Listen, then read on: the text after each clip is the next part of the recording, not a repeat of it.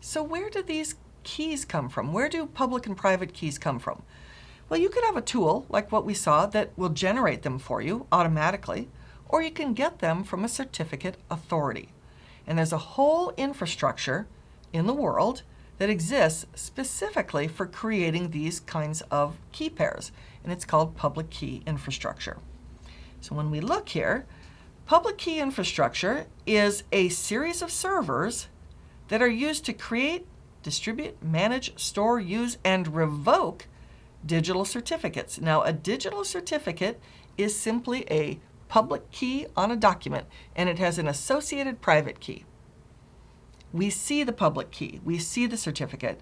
What we don't see is the hidden private key that goes straight into an encrypted part of your storage on your device and in a non-paged part of kernel memory. So in PKI, you have a server, it's actually a service that runs on a physical server. You have a server called the root certificate authority. And it is capable of issuing certificates, but what is more likely to happen is that it will have what we call subordinate certificate authorities that are kind of like its helpers. These are the ones that are probably issuing the certificates. And like in a company, the root could be at corporate headquarters, and then each of these are at branch offices or major divisions or big geographical regions or something like that. And the whole purpose is to offload the workload here. So the root will issue a self-signed certificate and use it to sign the certificates of the subordinates. And then the subordinates will give out certificates to users and computers and services and things that need it. These end certificates, client certificates, either for devices or users or services. And there are certificates for all sorts of purposes. Most of them are for authentication, but they are also for encryption. So PKI is this whole structure, and it has components. You have the whole certificate management system. You have certificates, which are the public part of the key pair. And a digital certificate is a public key on a document with a little bit of metadata, and that's about it. You can have a validation authority and a certificate authority. Now, the certificate authority is the actual server that issues the certs. The validation authority is something that's going to validate that the certificates are good. You'll have end users and end devices, and then you'll have a registration authority, which is a service that when somebody asks for a certificate, they tell the CA that it's okay to issue it or not. So let's see an example here. Here I am. I need a certificate for something, whatever it is. I ask a registration authority, which is typically just a service, usually with human interaction, in a company like GoDaddy. I want to buy a certificate from GoDaddy for like $10, $9.99. And I'll provide personal information, and they'll check that personal information to make sure I'm not just some fake or some scam or some malicious software. And they'll validate I'm a real person, and then they'll tell the certificate authority, hey, it's okay. This is a real entity that should have a certificate. So the certificate authority, whether it is a root or a subordinate, and it's probably a subordinate because I'm probably talking to a subordinate, that certificate authority is going to give me the certificate. And I've probably paid for this, right? Okay, fine. I now have the certificate, and this is probably in the form of a chip and pin on my credit card, okay, or my ATM card. Because if you have chip and pin credit cards and ATM cards, that holds your key pair.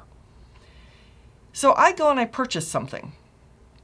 And let's say I'm using chip and pin credit card.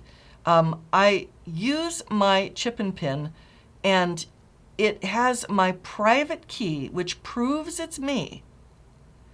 And when the purchase is made, as we're making the purchase, the public side of this is sent over. So I basically have a signature here. Sent over to a validation authority that double checks, based on the certificate authority, if this is a real valid thing or if it was revoked or stolen. If it's not revoked, if it's not stolen, if it's still valid, the answer is okay and the purchase completes. And that is how we use PKI in e-commerce. Now, the RA is probably a human service in like at a GoDaddy or DigiCert or VeriSign or Thought or Microsoft. The CA is a server service, and the validation authority is whatever it is that is checking my credit card transaction. There are many certificate authorities, certification authorities, certificate authority, call it either one. Many of them. Here are just a few. VeriSign, DigiCert, GoDaddy, Microsoft, Komodo, Norton, Thought, and Trust. Many, many, many. A certificate, like I said, is a public key on a document. And if we zoom in, we can take a look. Right here, this is a certificate. We can see that there are details. It was issued by somebody. It's valid from and to. The subject, in other words, what it's being used for, is here. And then the public key, we can see it's the RSA public key algorithm. It's a 2048-bit key. And this is the public key in hex. This is it right here. You can look right at it. You can even copy it. Now you can look at the certification path to see if it was self-assigned, what we call self-signed, or if it was signed by a certificate authority. But this is a certificate. And your browser and your operating system come with the certificates of all of these well-known CAs. They come with the public key so that anything that is signed by them, we already have the public key to validate it. So here's a certificate that is self-signed. If we zoom in, you can see that the path just starts with me, myself. It does not have a trusted root up at the top. It doesn't have like a VeriSign or a GoDaddy or a DigiCert or something like that, which would then show like maybe one of their subordinates and maybe another subordinate than me. There's just me. So it's clear that I had an app like Putty or PGP or something that created this by itself and self-signed. Now there is nothing wrong with using these if we are just going to create like an SSH session. So I have some app that creates my own public and private key pair. I self-sign the public key, which is what a certificate is. I send the public key, this certificate, over to the other side.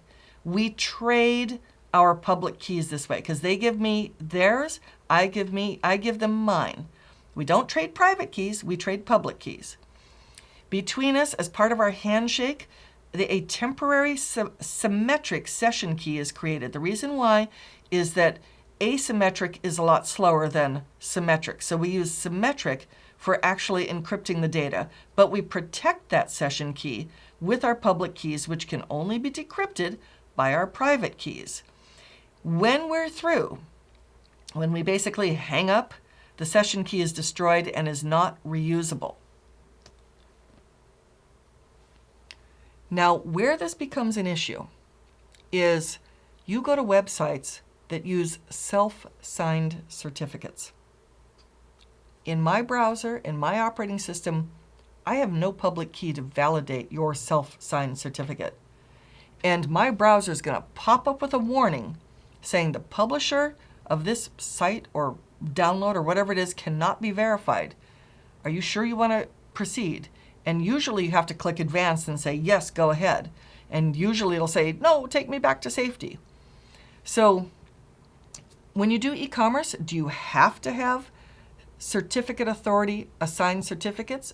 No. But everyone's going to know that you didn't purchase a proper one. And the thing about man-in-the-middle attacks, if you are spoofing and pretending to be a real e-commerce business, your certificate is going to probably be self-signed, and that should tip off the end user. Do end users know this? Probably not. They'll probably just go, okay, whatever, and just go anyway.